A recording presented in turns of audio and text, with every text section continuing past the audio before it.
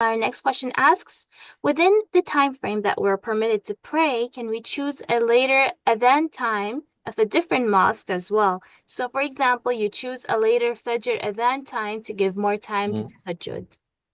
That's fine. Absolutely fine. I mean, the Hajjud is one prayer that you have to understand is, I mean, it's not variable. It has a definite time, and that is at the crack of dawn it finishes. So if you look at various mosques and if they offer prayer at a different time, it doesn't mean that the Fajr time is started differently. It only means that they are using that latitude or that space between the two, between a prayer which already exists for the Fajr prayer. So the Tahajjud prayer ends all over the world. I mean, in your own city at a specified time, regardless of the mosque that you're following, and that is right at the crack of dawn. And that is something that you can just write in your Google or any other browser that you're using.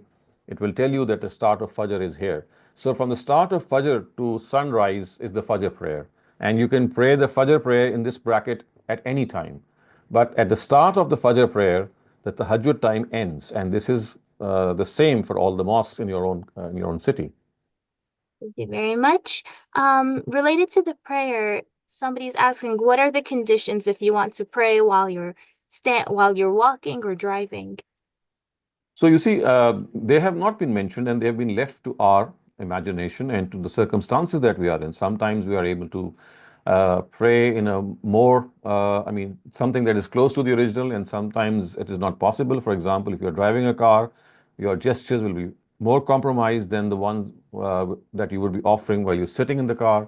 Similarly, while you're walking, obviously, the way that you will be praying would be compromised, and that has been left to you. So facing the Qibla is no longer a condition in that case if you're driving or walking. You just walk in the way or you drive in the way that you're driving or walking. And the minimum amount of gestures, or let me rephrase it, the maximum amount of gestures that you can offer. Uh, while, of course, if you're driving, you have to be concentrating on your driving as well. So that is something that is a matter of life and death as well. So in such situations, every person can, I mean, fully understand and fully think that how best he or she can pray while giving due diligence to driving. It's more easy, I guess, while you're walking because you're mostly walking on the sidewalks. So in that case, again, the gestures would be compromised. And the nature of that compromise is that has been left to your own self. It's not that something has been stipulated. Thank you very much. Our next question asks, traditionally, we have the understanding that conflict between Ali and Muawiyah was on Qisas al-Uthman. But I think this is not true. This is not the true reflection of the situation.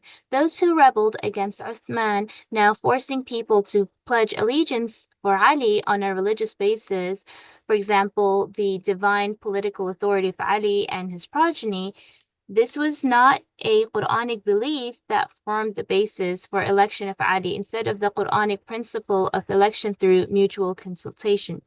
So the struggle of Muawiyah and others appeared to preserve a Quranic principle of election of the political rulers through shura, not merely qisas al-Uthman. What do you think?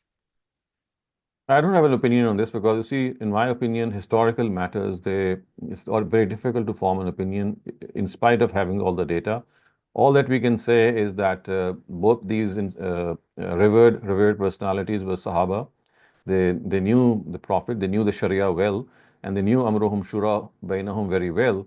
And they must have tried their best not to compromise this verse. That's all that I can say. What actually happened and what transpired, I mean, I can have no certain knowledge about that, but this much I'm certain that both of them were well aware of this principle and they must have tried their best to adhere to it.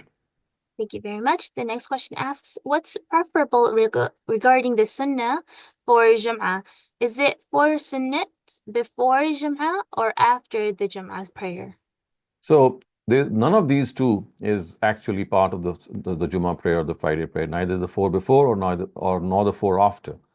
So the two farz that we pray are the ones that qualify for the Jummah prayer. The later sunnahs are mostly prayed because they are people think that the Jummah is only held in areas in which there is a government representative, and because the government is not taking its due responsibility. So they pray Zohar as a precaution that maybe this Jummah has not been valid because the Imam, which was supposed to be from the ruling party or the government, is not there. So as a precaution, they pray the Zohar prayer. So this is the ijtihad that the Hanafis have done generally. So if someone believes in this ijtihad, then of course they'll have to do those 4 rakats. Otherwise, for all intents and purposes, in my humble opinion, this is not needed at all. Our scholars have taken up responsibilities in lieu of the government, and yes, any collective decision taken on such a level is sort of binding for us, and we should accept it. And hence, we don't need to do. I mean, of course, if we pray 4 more rakats before or after, they're all nafil, they're all optional, but they are not mandatory at all. Thank you very much. We'll take 2 more chat questions, come back to raised hands, and then go back to chat questions. Is there any reserved grave for Jesus in Rawlat al-Rasul? Is that true or false? Is there any reserved grave? In Rawlat al-Rasul. There's no reserved grave. I mean, Rasuls, they are not, they don't reserve their places. All that we know from the Prophet himself is that he was buried right where he died. And this is something that he had conveyed to his Sahaba, in particular Abu Bakr. So they never moved him. He died in the hujra, or the room, or the abode of Aisha radiallahu anha, where he was in the last 6 or 7 days stationed, and he was not moved from that place, and he was just buried right at the place that he died. So that's what we know from what he did. I mean, transfer to his companions as a will. But as far as other prophets of God are concerned, we don't have any knowledge of that and what exactly happened and where their graves are. I mean, all the rest of the graves that have surfaced in the last many years, and they have staked a claim that this is the grave of Noah, or maybe Saleh, or I mean, other prophets. We don't have any definite information, and I mean, it all needs to be researched out. And I seriously doubt if we really know the graves of other prophets of God. Thank you very much. If حروف المقطعات or the names are the names of surah, then how do we take surahs which don't have the muqatta'at, or multiple surahs have the same muqatta'at in the beginning? Yeah. So you see, if you look at the Quran, it's basically a literary composition. In every literary composition, at times names are given by the author, and at times, if you look at some of the compositions, the names are not given. I mean, it's like a nameless piece of art. So in a very similar way, 29 surahs of the Quran, they have huruf muqatta'at, these abbreviated letters, which are God-given names of these surahs. And in spite of being given named by God, the Sahaba still gave them more names. So Alif Lam Mim was the name of Surah Baqarah, but the Sahaba did not content themselves on this, and they also named it Al-Baqarah. So this was a very common feature of those times, to have more than one name of a surah. So there was a divine name, Alif Lam Mim, and there was a human given name, which was Al-Baqarah. And this is the case with other surahs as well. And as far as surahs are concerned in which the huruf muqatta'at are similar, like for example, Alif Lam Mim is the name of Baqarah and Al Imran, both surahs, both start with Alif Lam Mim. So they actually signal the fact that they have similar themes in them. And I've explained elsewhere when we're studying the Quran as well, that Al-Baqarah and Al-Imran both are counterparts to one another, and they have a similar theme that was discussed at that instance. And that is what we know, that similar huruf muqatta'at mean that they have a similarity of theme in them. And the other thing is that this is a very noble way of naming the Quranic surahs. But ever since then, people have not taken up this sort of naming compositions. But it was pretty common in the times of the Prophet. And the Arabs also used to name their compositions by such single words, or maybe abbreviated words as well. Thank you very much, Dr. Saleem. Ammar Rasul, please go ahead.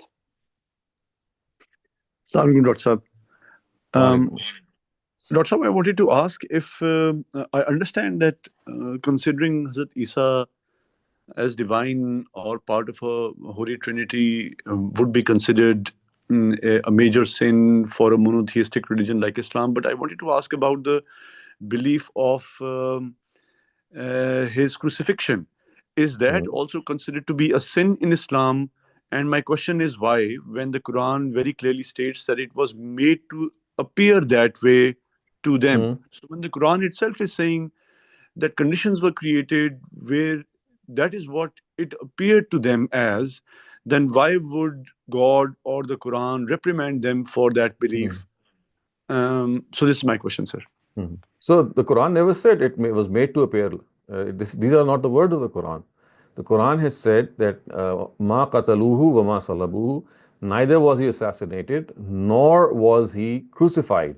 Walakin shubbiha lahum. The matter was made ambiguous to them. The matter was made ambiguous to them. It's not that they thought that they had done something or it was made to appear. I mean, all that the Quran says is that the whole matter was jumbled up for them. Lakin shubbiha lahum. These are the Quranic words. And so, sir, I understand what you're saying. My question still is that a sin to for the Christians to believe that he was crucified? I mean, it's not And a sin. I mean, the thing is Mhm. that this is what they thought that they had done. I mean, of course, killing someone innocently, and remember, it was not the Christians who had done so. It's not the followers, the Christians. I mean, there is a denomination that came into existence much later. It was basically the Jews and the Romans who had done this. So the Romans were in charge; they were in authority at those times, and of course, the Jews connived with them. So basically, they they tried to crucify him, and it was I mean, it was something done for a person, or they inflicted this punishment on a person who did not deserve it. It was like an innocent person being given this punishment. He had not done any sort of crime. He was just implicated so that he would appear to have done some crime. So that is why it is said that it's a murder that has absolutely, or it was a murder thought of a person who had done nothing wrong. Okay, sir. Very quickly, my follow-up question is, sir, do we know or do we have any idea how it was jumbled up for them? Like when the Quran says We that it don't, was. we don't. Okay, we don't. If we had, we would have been in a very clear position. The Quran has just said, "Lakin shubbiha lahum." So what we do understand, I mean, the Quran has not commented any further than that. But what is generally understood is what happened is reported in the Gospel of Barnabas, which says that Judas was actually made to resemble Jesus, and they thought that they had actually crucified Jesus, whereas they had crucified Judas. So one version of lakin shubbeha lahum is that probably this is what had happened. So this is like a probable explanation. It's not that the Quran has said that this is what happened. The Quran has stopped here by saying that the matter was made ambiguous upon them. The nature of this ambiguity is something that people have tried to determine in the light of what has been stated in the Gospel of Barnabas. All right, sir. Thank you. Thank you very much. Muhammad Qasim, please go ahead.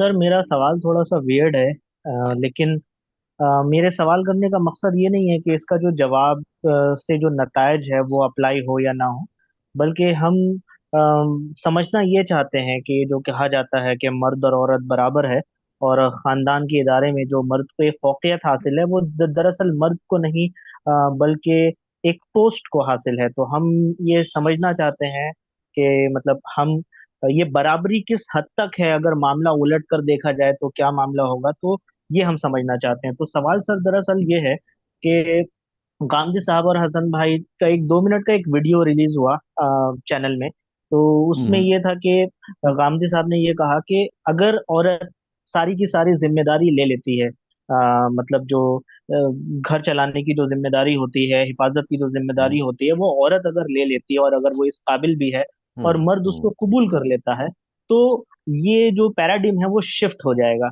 और तो औरत घर के सरबरा हो जाएगी और मर्द उसके मातहत होगा। तो मेरा जो अब सवाल है वो ये है कि सर ये कहा मर्द को, सर हम ये मानते हैं, पहले हम ये डिस्क्लेमर बोलते हैं कि हम ये मानते हैं कि और ये बेहतर समझते हैं कि एक ही शादी हो, ठीक है, एक मर्द एक ही शादी करे तो बेहतर है, लेकिन इस्लाम ने एक से ज्यादा शादी करने को रोका नहीं है। तो मेरा Mhm. जो सवाल है वो ये है कि औरत को एक से ज्यादा शादी करने को मना किया जाता है क्योंकि एक مطلب وہ دو ایک سے زیادہ لوگ مرد کے سربراہی میں نہیں آ سکتی پہلے تو. اور دوسری چیز یہ کہ وہ ایک ساتھ دو چار مرد سے بچہ بھی پیدا نہیں کر سکتی. تو یہ سارے ریزن سے روکا جاتا ہے. لیکن اب سائنٹیفک ایڈوانسمنٹ کی وجہ سے یہ چیزیں چینج ہو گئی ہے. اگر مان کر چلیے جیسے غامدی صاحب نے کہا کہ اگر وہ عورت اتنی قابل ہے، اور مان کر چلیے کوئی بہت مالدار عورت ہے، وہ مطلب سربراہی ایک سے زیادہ مردوں کی لے سکتی ہے، اور ایک سے زیادہ مرد اس کی سربراہی قبول بھی کر رہے ہیں. پلس سائنس کی ٹیکنالوجی میں آج جو اووم ریلیز ہوتا ہے، ایک ہی مینسٹرل سائیکل میں ملٹیپل اووم بھی ریلیز ہو جاتے ہیں، ہو سکتے ہیں بائی یو نو ہارمون انجیکشن. کبھی کبھی تو 50 کے آس پاس بھی آپ اووم اپنا ریلیز ہو سوال کریں، جاتے یہ ہیں. تو سب باتیں واضح ہیں. آپ کا سوال ہاں کیا ہے؟ ہاں تو سر میرا سوال یہ ہے کہ سر سروگیسی اور سیملٹینیس ملٹیپل سروگیسی، یہ ساری پاسبلٹیز کو کمبائن کرنے کے بعد، اور ڈی این اے پیٹرنٹی ٹیسٹ کو بھی کمبائن کرنے کے بعد، کیا ایک عورت کو یہ گنجائش ہو سکتی ہے کہ وہ ایک سے زیادہ شادی کر لے؟ بالکل ہو سکتی ہے. دیکھیے، اگر آپ نے یہ سارا پیراڈائم کو الٹ کر دیا ہے تو جو حقوق سربراہ کو حاصل ہیں وہ سربراہ کو حاصل رہیں گے. کیونکہ جیسے کہ ابھی بیان کیا کہ اصل چیز مرد عورت نہیں ہے، بلکہ سربراہی کی وہ پوزیشن ہے. اگر علت تبدیل ہو جاتی ہے اور سربراہی خاتون کو حاصل ہو جاتی ہے تو وہ استحقاق اس کو بھی حاصل ہو جائے گا شادی ایک سے زیادہ کرنے کا. کیونکہ اب سربراہ وہ ہے. اب جو وہ چاروں، اگر ایک سے زیادہ مرد ہیں جو چاروں ہی اس طرح کے ہیں کہ وہ اپنی نیچر میں سبسروینٹ ہے اور وہ خاتون سب کے لیے کما رہی ہے، تو پھر وہ ظاہر ہے کہ ان کی سربراہ وہ ہوگی.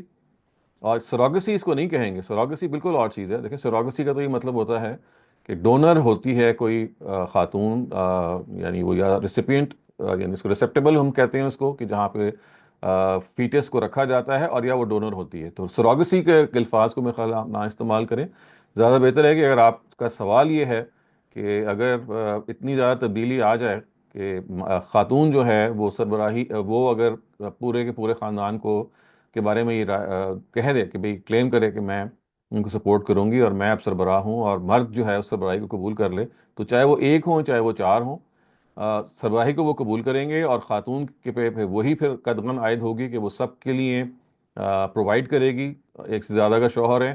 اور پھر وہی عدل کی شرط بھی رہے گی کہ سارے معاملات کو کرنا پڑے گا.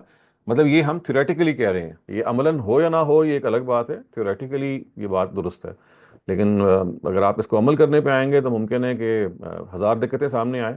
لیکن اس وقت ہم پریکٹیکل بات نہیں کر رہے. اگر ہم صرف تھیوریٹیکل بات کریں تو یہ بات یہاں تک پہنچ جائے گی. سر صرف ایک بات بولنا چاہیں گے.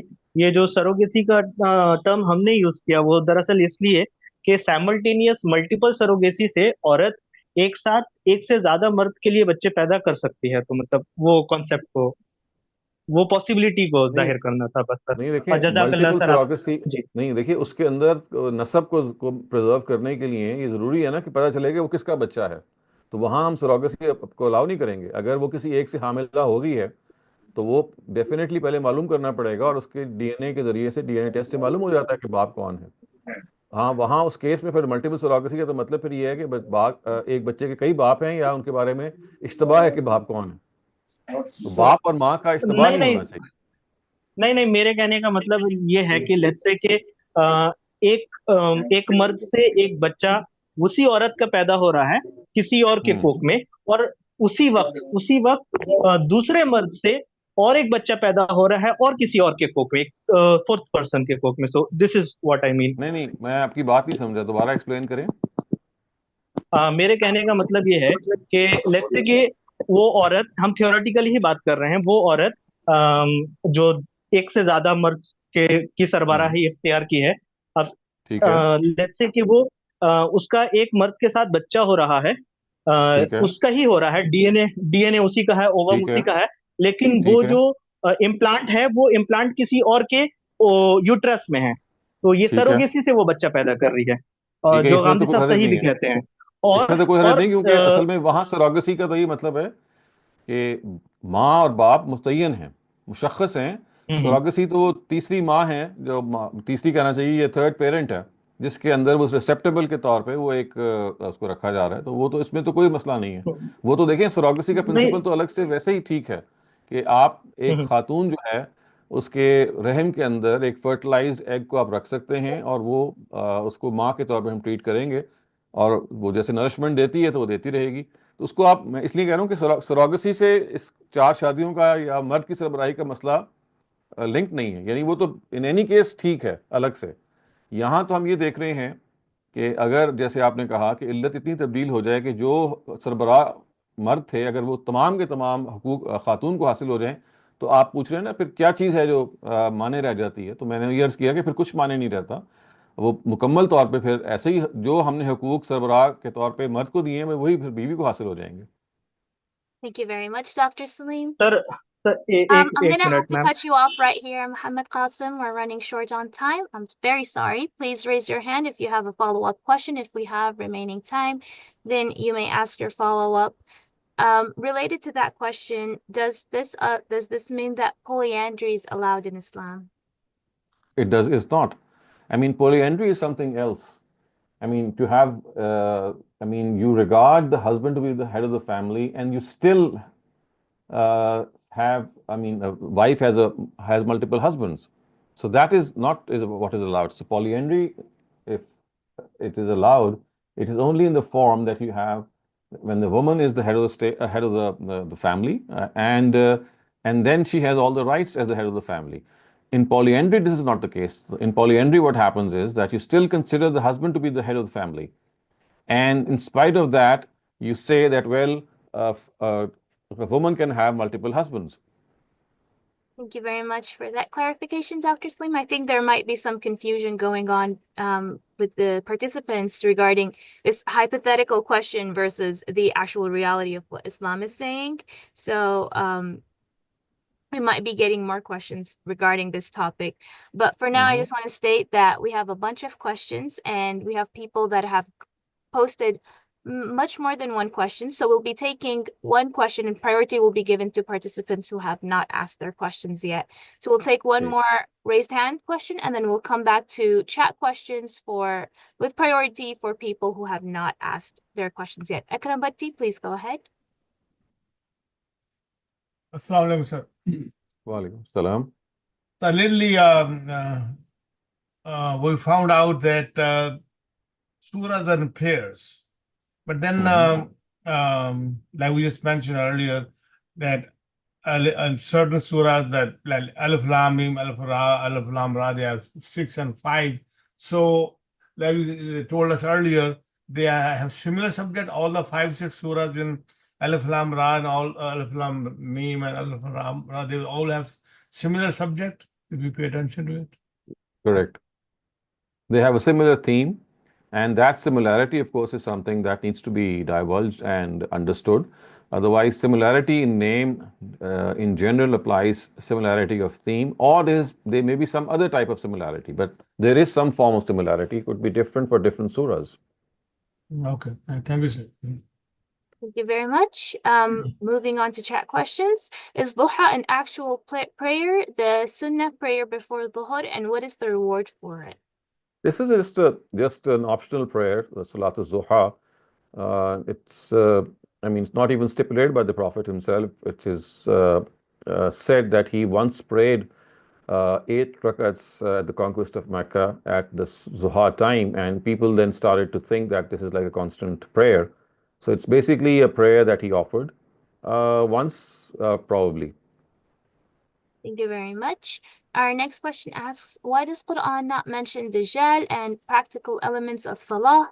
We have to derive all the knowledge of those two from a hadith alone. Shouldn't hadith then be given equal importance of the Quran? Because if it didn't exist, we would be lacking in certain knowledge.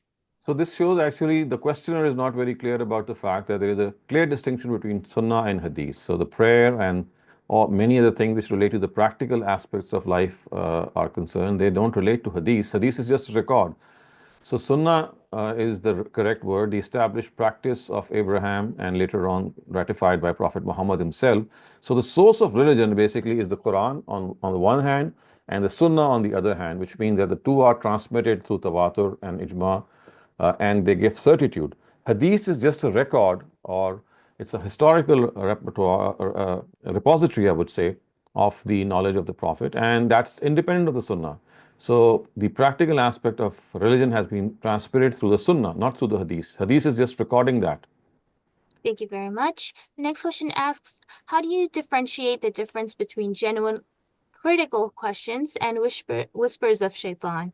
And this is coming from the perspective that most of the time, whenever we have questions about traditional beliefs in religion, that it's always considered whispers of shaitan.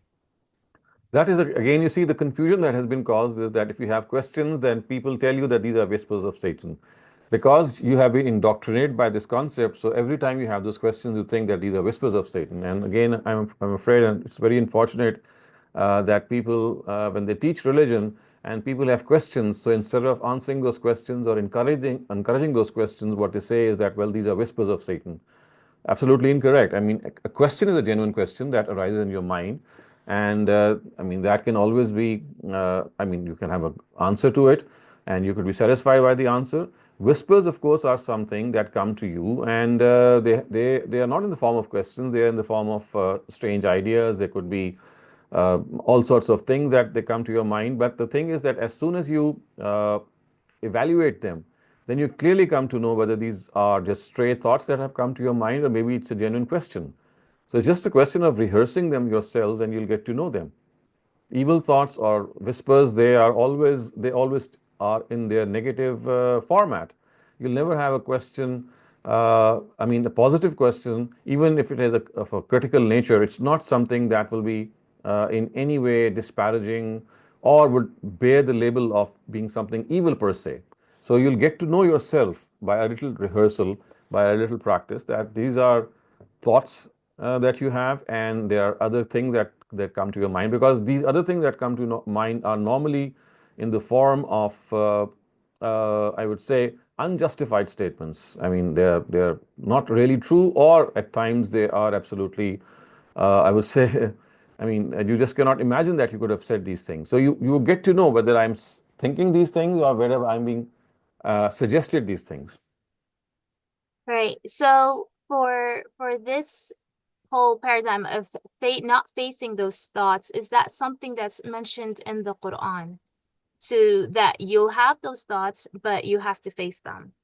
Yes, the Quran has mentioned this very explicitly in Surah An-Nas, the very last surah. It says that the way that Satan tries to deceive you is allazi yuwaswisu fi sudurin nas, that he tries to whisper suggestions in the hearts of people. And at another instance in the Quran, in Surah Yusuf, when Prophet Joseph he was lured by the lady of Egypt. He said, "Wama ubarriu nafsi, inna nafsa la ammaratum bisu," which means that I do not absolve my nafs, my whispers from my own self. And these whispers are, I mean, our own nafs does make these whispers, or does whispers to us to do bad things. So we have the source as Satan on the one hand, and our own nafs and our own inner self giving us those bad suggestions. So both are mentioned in the Quran. Thank you very much. The next question, it's a series of questions related to food. They're very short. So is wasting food makruh or a sin? And can you give haram food to non-Muslims or to pets if you buy it accidentally? And do you get rewarded when you stop yourself from doing sin and makruh? Remember, the word makruh is something that's never ever used by the Prophet. So these are, I would say, designations, or these are categorizations which have been done by the jurists themselves. So something which is not liked is called makruh. There's no such term used by the Prophet. The Prophet either regards something to be allowed or disallowed. So this is what we can say explicitly. Whatever is makruh or whatever is not makruh is something which our jurists have come up with in another category, which means that it is disliked. It's not actually a sin, it's some sort of a dislike. So I think, again, instead of going into whether it's a explicit sin or it's something that is a makruh thing, we should always think about the fact that how grave is something that we're doing. For example, wasting food. Why should we do that at all? I mean, instead of thinking the nature of the sin that it is classified as, the thing is that whatever the classification, why should we do that? And unless we are compelled, unless we have no other option, unless there is something that we can't help, we should not waste food. I mean, this is how we should look at things. not in the negative way that if we do this, then this is the repercussion, but in a positive way, that why at all should we do that? And there should be a mighty good reason if we are forced to waste food, as might be the case. Thank you. And what was the It was if you can give haram food to non-Muslims or to pets. For pets, for sure, yes, of course, you can give them pork. For non-Muslims, I mean, it all depends. There could be this situation. I mean, personally, I think that this is something that should be avoided for non-Muslims as well, because something which is a moral sin, something which is inherently wrong, is inherently wrong for everyone. So I would suggest that we should not use it ourselves. That is, of course, understood, and not even give to other people. But yes, there could be someone who argues that, well, in any case, they're going to consume that, and so if we give it away instead of wasting it, at least, I mean, maybe we are helping someone out. So that a case could be made out of that. But I personally am not very comfortable with that, because I think that when something is morally incorrect, we should neither indulge in that thing ourselves nor become a source of making other people indulge in it. Thank you very much. For the remainder of the raised hand participants, please keep your questions incredibly concise. Salman Akram, please go ahead. Salman Akram, please go ahead. All right, we'll come back to them in a bit. No Shaba? Okay. Assalamu alaikum. Waalaikum Assalamu alaikum. Please. Doctor साहब आपसे जो है वो आपका lecture जो है critical study of हदीस literature वो मैं फॉलो कर रहा था, और उसमें मुवज़्ज़तैन के बारे में आपने एक राय दी, एक लास्ट में एक रवायत थी कि उसमें जो वो कुल के अल्फाज थे उससे थोड़ा सा हमें क्लू मिल जाता है कि हज़रत अब्दुल्ला बिन मसूद ने क्या बात की होगी और जिसको किस तरह से जो है वो डिस्टॉर्ट होगी। उसके बाद जो है वो मैं उस्ताद गामदी साहब को देख रहा था, तो उन्होंने कहा कि चूँकि जो है वो कुरान अपने मज़मून के लिहाज से सूरह इखलास पर ख़त्म हो जाता है, तो ग़ालिबन हज़रत अब्दुल्ला बिन मसूद ने ये बात की थी कि कुरान जो है वो असल तो ख़त्म हो चुका है सूरह इखलास पे, ये बाद में जो 2 सूरतें हैं ये अटैच जो है वो कर दी गई हैं उसके साथ। तो क्या उन उस्ताद गामदी के भी पेश नज़र यही रवायत थी, या वो जस्ट उसको ओवरऑल नज़्म कुरान से एक्सप्लेन कर रहे थे? और थोड़ा सा इस पे थोड़ा आप एक्सप्लेन कर दें कि किस तरीके से वहाँ पे मज़मून जो है वो ख़त्म होता है और किस तरह से ये 2 सूरतें एक अलग हैसियत में। शुक्रिया। देखिए, वो तो उन्होंने क्यास किया है, और वो क्यास इससे किया है कि रवायत को उन्होंने एक्सप्लेन करने की कोशिश की है, कतई नज़र इसके कि वो सेहतन ठीक है या नहीं ठीक है। वो उन्होंने रवायत के अल्फाज पर उन्होंने कोई राय नहीं दी, बल्कि उन्होंने कहा कि गालिबन ऐसा हो सकता है कि ज़्यादा से ज़्यादा अगर हम ये मान लें कि वो इन 2 सूरतों को कुरान का हिस्सा नहीं मान रहे थे, तो उसकी वजह ये होगी कि कुरान अपने मज़मून के लिहाज से उनसे पहले ही ख़त्म हो जाता है। और इसका मतलब जो है वो उन्होंने खुद एक्सप्लेन किया हुआ है सूरह वरना अगर आप उनका जो कुरान का तर्जुमा पढ़ेंगे, उनकी तफसीर पढ़ेंगे अल-बयान, उसमें कुरान का जो आखिरी ग्रुप या आखिरी चैप्टर है, जो सूरह मुल्क से लेकर सूरह नास तक है, उसमें उन्होंने बताया कि किस तरह कुरान मजीद असल में सूरह इखलास पे ख़त्म हो जाता है, और ये जो आखिरी 2 सूरतें हैं ये उस ख़ज़ाना तौहीद के लिए एक लिहाज से सेंटिनल्स हैं, या उनके लिए उनको गार्ड करी। और ये तनहा उनकी राय नहीं है, बल्कि उससे पहले उस्ताद ज़मीरुद्दीन फ़राही और उस्ताद ज़मीन हसन इस्लाही दोनों की राय है जिनको उन्होंने बयान की है। ताहम मेरा ख़्याल है कि ये उन्होंने सिर्फ़ इसलिए कि अल्फाज कि अगर आप मतन पे गौर ना करें तो आप एक तौजीह कर सकते हैं, तो उन्होंने इसकी एक तौजीह की है। और मेरा ख़्याल है कि अगर वो अल्फाज पे गौर करते तो शायद इस तौजीह की ज़रूरत ना पड़ती। मैं तो जिस नतीजे पे पहुँचा हूँ वो ये है कि वो बात बिल्कुल और थी। अब्दुल्लाह बिन मसूद हरगिज़ सूरह वन्नास को और सूरह फलक को कुरान का हिस्सा ऐसा नहीं था कि उसको नहीं मानते थे, बल्कि वो मानते थे, लेकिन उनकी बात को समझने में दिक्कत हुई है। तो मेरी अंडरस्टैंडिंग मुख्तलिफ है उनसे। वो तो सिर्फ ये कह रहे हैं कि अगर आप ये मान भी लें कि वो नहीं मानते थे, तो गालिबन वो ये कह रहे होंगे। तो वो उनका चूंकि तरीका ये है कि वो रवायत की हर सूरत में तौजीह करने की कोशिश करते हैं, इस वजह से उनको शायद ये करना पड़ा। तो हाँ, मेरा ख्याल है ये तकल्लुफ़ करने की ज़रूरत नहीं है, और वो वाज़ेह हो जाता है अब्दुल्लाह बिन मसूद की बात तो सिरे से ये थी ही नहीं, वो तो उसको हिस्सा मान रहे थे। फ़र्क सिर्फ ये था कि सुनने वालों ने गालिबन ये समझा कि ये कुल है, ये कुरान का हिस्सा है, या ये जिब्रील ने उनको कहा है कि आप कुल को एक कमांडमेंट के तौर पे समझें और औज़ बिरब्बिन नास से सूरह शुरू करें। शुक्रिया बहुत बहुत, thank you. Thank you very much, Dr. Saleem. No Shaba, please go ahead. Assalamu alaikum, sir. Sir, my question is regarding what's the difference between intention, wish, and waswasa? Because I become always confused. Like sometimes I have a wish to for example, say something bad to other person, but I don't do it because Islam said don't do it. So, I mean, it's just a question of, as I said, just evaluate something. Intention is something when you intend something, when you really make up your mind. Wish is something when you desire something, you have a desire, you think that something should happen. And wasfasa or whisper is something when some alien thought comes into you, and normally those thoughts are negative in nature. They are either disparaging in nature, or they have leaning towards lust or evil. So these could be called whispers. Otherwise, intention is something in which you make up your mind, you're determined to do something. Similarly, wish is something that you desire that something should happen. So it's just a question of evaluating all these three separately. So that thing come in the mind instantly while talking to other person, that we can count as a wish then? I mean, you just cannot classify in this way. It's not that the thing that comes to your mind is always a wish. It could be your intention as well, because, of course, you conceive an idea, and then the next step is that you either reject it or you make up your mind that I'm going to follow it. So you see, this is something that you have to evaluate yourself. It's not a rule of thumb. It's not a black and white thing that can be said.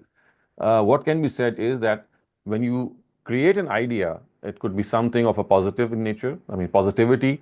Whenever you have a positive idea, it can never be a waswasa, it can never be a whisper, because whisper is always regarding to do something which is against morality.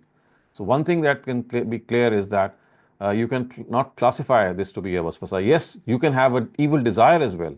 So maybe once you accept an evil waswasa, or waswasa which is evil per se, which would mean that now that waswasa is converted into your desire, because now you have accepted it. So waswasa is just like a bait thrown at you, and then you accept that bait, and then you start thinking on those lines. So that is how you should clarify, or I would say classify. And intention is something in which you conceive an idea in your mind and you say, okay, yes, I'm going to do this. I make up my mind, I'll follow this, or I'll go about doing this. So this is how you can classify these three things separately. Thank you, sir. Thank you very much. Jawad Ishrat, please go ahead. अस्सलाम वालेकुम वालेकुम अस्सलाम। जी sorry आपके पास शायद अब time बहुत कम रह गया है। एक सवाल था हमारे पास, लेकिन वो थोड़ा सा लॉन्ग हो जाएगा, उसका आंसर भी शायद आपको देने में थोड़ा टाइम लगे, लेकिन आई एम रियली अप्रिशिएट कि आप बहुत अच्छे तरीके से तमाम चीज़ों की वजाहत कर देते हैं। लेकिन चीज़ ये है कि तलाक के मौजू पर जो बात हुई थी, गांधी साहब ने कहा था कि 1 साल के बाद, यानी अगर 3 महीने बाद एक तलाक दी जाए, तो फिर इस तरीके से तलाक देने के बाद औरत और मर्द दोबारा निकाह नहीं कर सकते। लेकिन हमारी अंडरस्टैंडिंग कुरान से ये नजर आती है कि ये 3 निकाह साल कह दोबारा, रहे हैं या 3 मरतबा आप कह रहे हैं? गालिबन 3 मरतबा कह रहे हैं आप? जी 3 मरतबा दी जाए 1 साल में। नहीं, 1 यानी साल का तो 3 बताओ। जी चलिए 1 एक साल की रिश्ता है बात निकाह में। जी रिश्ता निकाह में चलिए 3 मंथ्स के बाद वो दे दी जाए, तो 3 मंथ्स करके अगर तलाक देंगे तो ऑलमोस्ट 8-9 महीने का अर्सा लग जाता है। नहीं, ऐसा तो कभी भी इन्होंने कहा कि 3 महीने का तो लिंक ही नहीं है ऐसे कोई। नहीं चले 4 ऐसा मंथ्स, एक तोहर की बात होगी, व्हाटएवर, मतलब ये चले, हम सॉरी एक्सप्लेन नहीं कर सके जी, सही तौर से कि 1 पीरियड के बाद तलाक दे दी आप जाए, आप फिर अपना उसके सवाल बाद कर लीजिए ना, आपके जहन में जो सवाल है आप हम वो अपना पूछिए। सवाल, जी हम अपना सवाल करते हैं। तो ये सवाल ये है कि हमारा ख्याल ये था कि किसी भी तरीके से तलाक दे दी जाए, यानी पूरी कुरान के मुताबिक तलाक दे दी गई, तरीके से दे दी गई, दस्तूर के मुताबिक दे दी गई, उसके बाद भी अगर दोनों मर्द और औरत निकाह करना चाहें तो वो कर सकते हैं, क्योंकि कुरान की जो आयत है आप उसमें खुद ही आप उसकी वजाहत कर देंगे सूरह बकरा में, कि अगर वो अपने शोहरों से निकाह करना चाहें तो उनकी राह में आप रुकावट ना करें। तो अगर किसी भी तरीके से तलाक दे दी जाए, लेकिन अगर वो दोबारा निकाह करना चाहें तो वो कर सकते हैं, ये हमारी अंडरस्टैंडिंग थी। लेकिन गांधी साहब ने ये कहा था एक जगह पर कि अगर दस्तूर के मुताबिक, यानी कुरान के मुताबिक तलाक दी गई हो, प्रॉपर तरीके से तलाक दी गई हो, तो फिर आपस में निकाह नहीं कर सकते। लेकिन हमारी मेरा अंडरस्टैंडिंग ख्याल है आप उनकी बात नहीं सही समझे, और आप अगर उनकी बात को समझना चाहें ना, तो सूरह बकरा की जहाँ उन्होंने तफसीर की है, या उनकी किताब जो मीज़ान है जहाँ तलाक का मौजू ज़ेर बहस आया है, वहाँ आप उसको पढ़ें। कुरान में ये कहता है कि अत्तलाक मर्रतान, इस तरह से जो तलाक दी जाती है कि जिसमें आप तलाक दें और इद्दत में रुजू कर लें, ये 2 दफ़ा दी जा सकती है। तीसरी मरतबा अगर आप ये देंगे तो फिर कुरान ये कहता है कि फिर आप दोबारा शादी नहीं कर सकते जब तक कि जिसको आपने तलाक दी है वो किसी और से शादी करे और फिर नेचुरली अरिजन सर्कमस्टांसेस में उसको तलाक हो फिर वो पहले शोहर के लिए हलाल होगी। ये तो कुरान मजीद अपने अल्फाज में कहता है। वो जो आप कह रहे हैं कि अगर दो मियाँ बीवी शादी करना चाहें तो आपस में आप रुकावट नहीं बनेंगे, वो एक अमूमी प्रिंसिपल है जो अलग से बयान हो गया है। और वो ये है कि अगर एक खातून को तलाक हो गई है तो आपकी कोई गैरत की वजह से आपको रोकना नहीं चाहिए किसी भी लिहाज से वो किसी और से शादी कर ले। यानी वहाँ तो वो चीज़ ज़ेर बहस है। और वो नीचे सूरह बकरा में अगर आप जो आयत 228 जहाँ से शुरू होता है तलाक का पूरा कज़िया, वहाँ से पढ़ना शुरू करेंगे तो वाज़ेह हो जाएगा। वो जो बात कह रहे हैं वो तो कुरान मजीद के अंदर बयान हो गई है कि वो तलाक कि जिसके अंदर तलाक देने के बाद आप रुजू कर लें, तलाक मर्रतान, ये 2 दफ़ा दी जा सकती है। फ़इन तल्लक़हा, अगर आप तीसरी मरतबा आप तलाक देंगे तो फिर पूरा उसका प्रोसीजर बयान हुआ है। तो मैं आपको एडवाइस करूंगा, मेरे पास टाइम कम है, आप ये जो आयात हैं इनको उनकी तफसीर के तहत पढ़ लीजिए और या जहाँ उनकी किताब मीज़ान में तलाक का मौजू वज़ेर बहस लेके आए वहाँ उन्होंने एक्सप्लेन किया है जो उन्होंने क्या कहा है। चलिए मर्रतान बहुत का बहुत मतलब है 2 मरतबा। जी जी एग्जैक्टली ठीक है। चलिए बहुत बहुत शुक्रिया। कोई डाउट होगा तो फिर इंशाल्लाह डिस्कस कर लेंगे। Thank you very much, Dr. Saleem. We are at the end of our time, but we still have a few questions. Can we go a bit over time if you don't mind, or do we have to end here?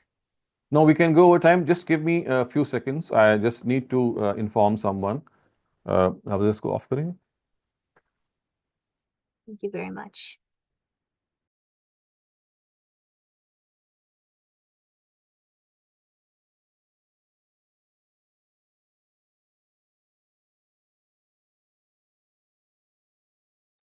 All right, and since Dr. Saleem is being very gracious and he's giving us a bit of an extra time, I would like to request the remaining participants to actually make your questions very concise. Please do not give any background to your questions, just ask your questions as is. And we'll take one last question from the chat as well about Surah Isra. So that's all the questions that were taken today. Any more questions that are going to come after this, we will not be able to take them. Not in this session. However, we do have a bunch of other sessions and opportunities to ask non-topic related questions during the week. So usually we have our Islam Study Circle. You can ask any questions during that time or towards the end of the textual study of the Quran that takes place every Sunday. So if you have any burning questions and you can't wait for the next Ask Dr. Saleem, join one of those sessions. But on Nashur, please go ahead. Yes, my question is, how do we reach a certain level that we are able to have enough knowledge to answer these questions for ourselves, and how do we start? Well, this is a question of placing a certain target before yourselves in life. And there are two ways of going about mastering any discipline. One, that you think that you are going to be a teacher or maybe an advanced student of a particular subject. For the, of course, there is a cutout syllabus that can be prescribed for any subject, and as a matter of fact, for religion as well. And then there is another step in which you say that, well, I would like to become a scholar or researcher of religion. So in that case, of course, the nature of study would be even more advanced and it would be very thorough. So it all depends the background that you have, where exactly you're going to start from. For example, if you're already aware of the Arabic language, then that whole period of learning a language will no longer be required. But to become a scholar and researcher that bases his or her opinions on the original sources, for that you must have a very good understanding of the Arabic language, in fact, classical Arabic. However, if that is not the case and you'd like to just become a presenter or a teacher in which you are going to present the opinions of various authorities by understanding them and then just digesting them and presenting them to your students, then for that, of course, that's not an advanced level course or syllabus that you might need. All that you need to do is to master the subject that you're going to teach. So it all depends what your intention and what your target is. Thank you very much. Ammar Rasul, please go ahead. Ji, Assalamu alaikum, Dr. Sahab. Magna salam. Dr. Sahab, I wanted to ask about Surah 9, verse 31, it says, they've taken their priests and saints as lords besides God and the Messiah, son of Mary. Anyway, the verse carries on. And so the question is that there was this story that I heard a scholar say where a Christian during the time of the Prophet had become a Muslim. And when this verse came out, he approached the Prophet and said that the Quran is not factual at this point because the Christians, by and large, the Christians or the Jews, by and large, do not consider the saints to be gods. So then why is the Quran claiming that? I'm sorry, I didn't get the last part. The Quran is what?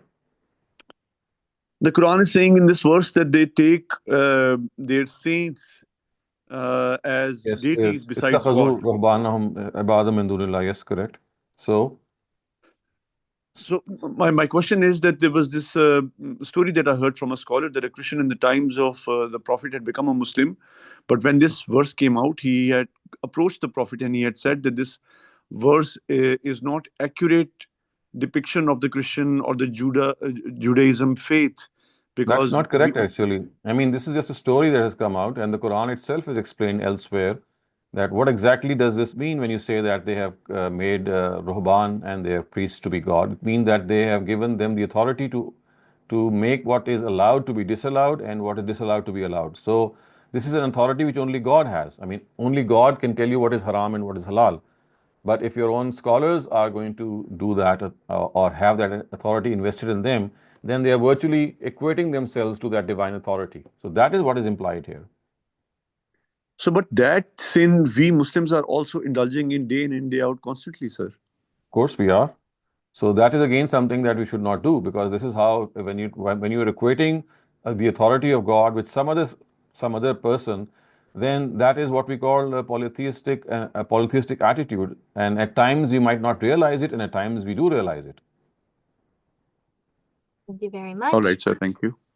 Amna Nabil Khan, please go ahead. So this is in follow-up to food, actually. So basically, I wanted to find out this Zabia. So Shazad Bhai, if you could just kind of give us an understanding. I mean, we live in America and we don't get halal food all the time. And again, in reference to what can I teach my children who are in school and college and they may not have access to, I mean, we try our best. We do it at home for sure. But outside, what can we do? I mean, is it true that we can say the kalma and it becomes acceptable on food like chicken? So not talking about haram, it's all about the regular other Of food. course. So you see, in order to understand this, we will have to go a little deeper so that maybe you can understand the philosophy of why it takes so much pain. And of course, this is something that you need to reason out with your children, especially if they are school and college going, because unless you make them understand the reason and wisdom of something, merely by saying that it is allowed or not allowed is not going to make sense to them.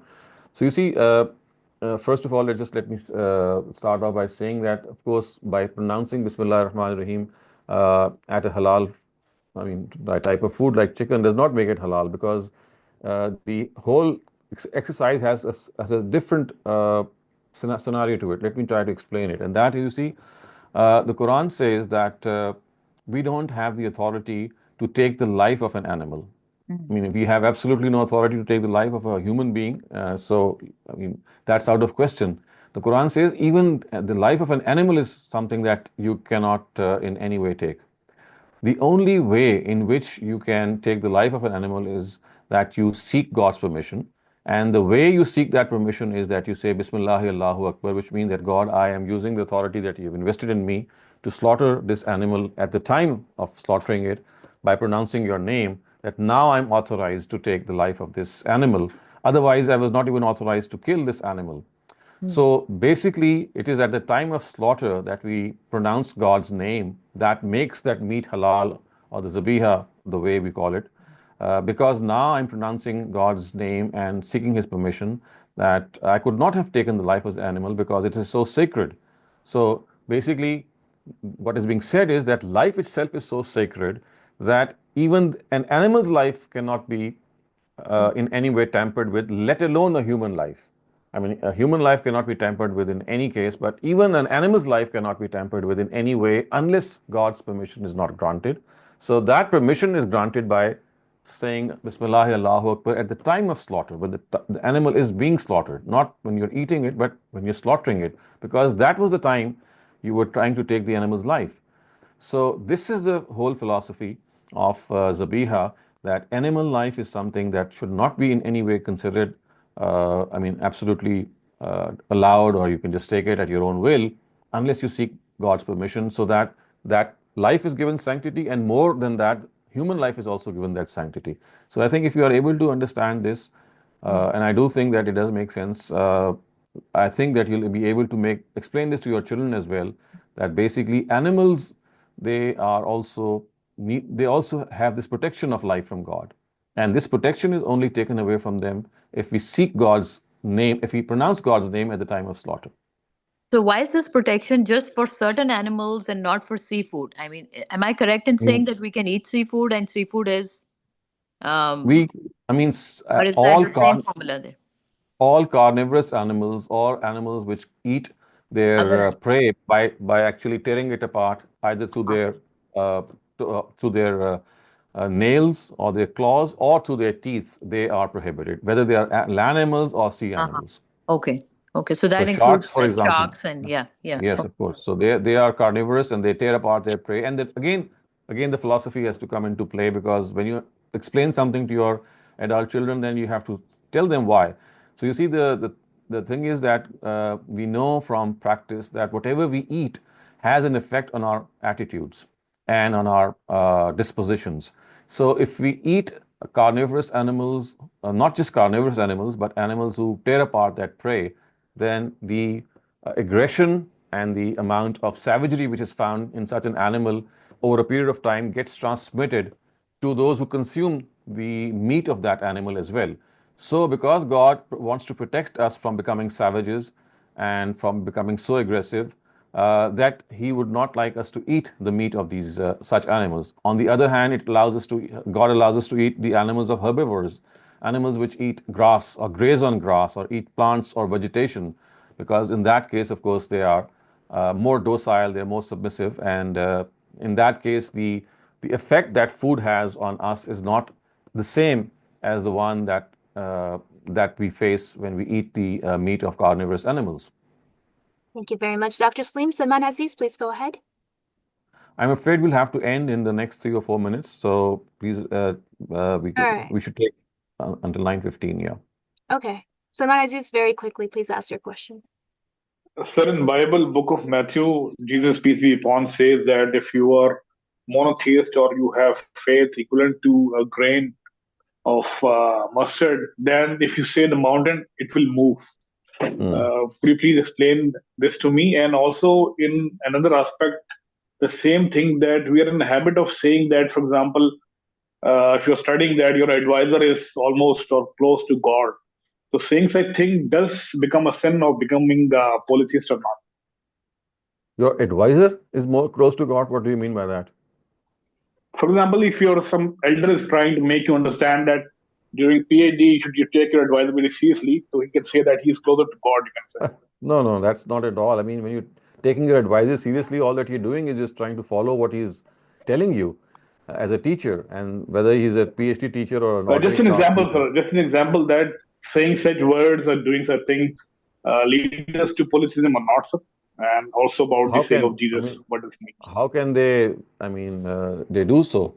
Because when you're following the advice of a teacher or a scholar or a person who's elderly to you, what are you doing? You're just following the advice of an elderly person based on wisdom. Again, that advice, which is against basic precepts of religion is concerned, you'll not follow that. For example, if the advice is to do something evil or to do something immoral, you'll not accept it. So the advice itself is classified and qualified by things that are immoral. They shall not be done or carried out, even if your PhD supervisor says you to do that. And as far as the saying is concerned in the Gospel of Matthew, all that it tells us is that if you are strong in faith, then and determined, then at times things which are impossible to achieve, they become possible. So you see, we have to understand first that we don't have the original language of the gospel. And secondly, of course, the translators do take liberty at times translating. So we have to have to make some sense out of a lot of statements. So when it was said that if you have a lot of faith, and you'll be able to remove mountains, what perhaps Jesus was implying was that if you have that determination and strength of faith and you keep on doing what is required of you, then seemingly impossible tasks will be achieved by the help of God. Thank you very much, Dr. Saleem. I'll ask a really quick, short last question. So this is regarding Surah Isra, Ayah 4, which says, and we convey to the children of Israel in the scripture that you will surely cause corruption on the earth twice, and you will surely reach a degree of great haughtiness. Is this something that's happening right now, or is this referring to something that's already happened? Well, it already happened. You need to just pick up any tafsir and it'll explain to you that the first time it happened was in the time of the Assyrian Babylonian king Nebuchadnezzar in the 6th century BC, when he came and destroyed the temple. And the second time it happened was in 70 AD, when Titus, the Roman emperor, he came and destroyed the temple once again after it had been rebuilt. So this is what the Bani Israel or the Israelites were informed in the past, that twice they will commit this error of rebelliousness, and twice they shall be punished. And this has happened already. Thank you very much for that clarification, Dr. Sleemer. Thank you so much for giving us extra time. And thanks to all the participants for coming through and asking your questions. We still have questions that we didn't take. So again, please join us in the Islam Study Circle or towards the end of the textual study of the Quran to ask your non-topic related questions, or wait another month for the next Ask Dr. Saleem. Inshallah, we'll see you all again tomorrow in another session of textual study of the Quran. Until then, assalamu alaikum wa rahmatullahi wa barakatuh.